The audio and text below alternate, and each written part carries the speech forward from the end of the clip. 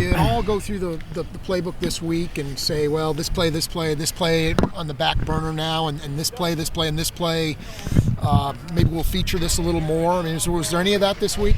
Yeah, I think Brady is pretty well versed in the stuff that we've done since we've been here, and he's had some carryover a little bit when he was at Cleveland. But again, we talked about this last week. Sometimes there's plays that maybe he feels a little bit more comfortable with, and if they fit into the game plan and in terms of attacking the things that Oakland likes to do, then you go ahead and use some of those maybe a little bit more than you did before. I'd ask you what some of those things were, but I don't think you'd tell me specifically. But in general terms, can you talk about maybe things that he does that maybe Matt doesn't, or vice versa? Well, I don't think it's really Matt versus Brady type of deal. Sometimes you have, in the passing game, there's a horizontal separation, there's a vertical separation part of the game, there's 3 levels, or there's levels sideways, and you have, you could have 10 plays that are very, very similar that attack kind of the same areas, but one guy might be running a hitch, another guy might be running a quick out, and it's just maybe little things, but there's really not a drastic difference in terms of, change all these to this. Yeah. Is there a transition time for you, getting to know what he does well, or the year you had in Cleveland, plus off-season and camp, plus the Tampa game, is that enough for you to? Yeah, we've really from April, May, June, all the Julys, the Augusts, they've had all the guys, Stanzi, Matt, and Brady have had a bunch of reps with, whether it not be with the first group with the receivers or the second group, but they're still getting the reps of the offense, and you have an idea of kind of what they do well, and try to feature those things. Coach, it sounds like you're going to get Hillis back. Do you feel like you're getting, again, a full chamber, so to speak, in the running game and what you guys have worked on before he got hurt?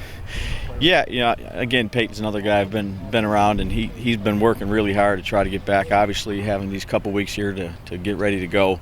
Hopefully his engine's ready to run a little bit here. What jumps out at you on tape of the Oakland defensive line? They're very big, stout, physical.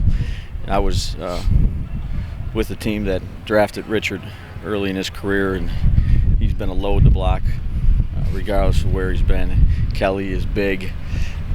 Shaughnessy, Houston, they have very big, large people that can move. So they did a heck of a job last week, down 17-3, and came back and faced some adversity and fought their way back, and it was a big win for them. How do you get Steve Breslin more involved in the offense? Well, Steve's been a backup the last few weeks here, and his role is whenever he goes in the game, he's going to have to go ahead and fill that role of the spot that he plays. Complete change there with ownership, coach, GM change things? No, I don't think so. I mean, McFadden's still a big play guy. They still get him the ball a variety of ways. I mean, they're making a lot of plays down the field. They still got those big play capabilities. Looks like they're playing more consistent, in terms of errors and turnovers and things of that nature. I think they got the same talent base that we've always seen, but I think they're playing more consistent. With Palmer, no quarterback likes to get hit or forced to change or move. But with Palmer, he's not exactly the most mobile guy these days at 32. Is it important for you guys, if you don't get him on the ground, that you hit him? Well, we need to affect him, no question about it. But he'll surprise you. He's got a little bit more escapability than you think. He's not looking to run, but he's got the ability to maneuver in the pocket and slide if you lose containment, and he's done that a couple of times this year. But certainly we need to affect him, especially on first and second down.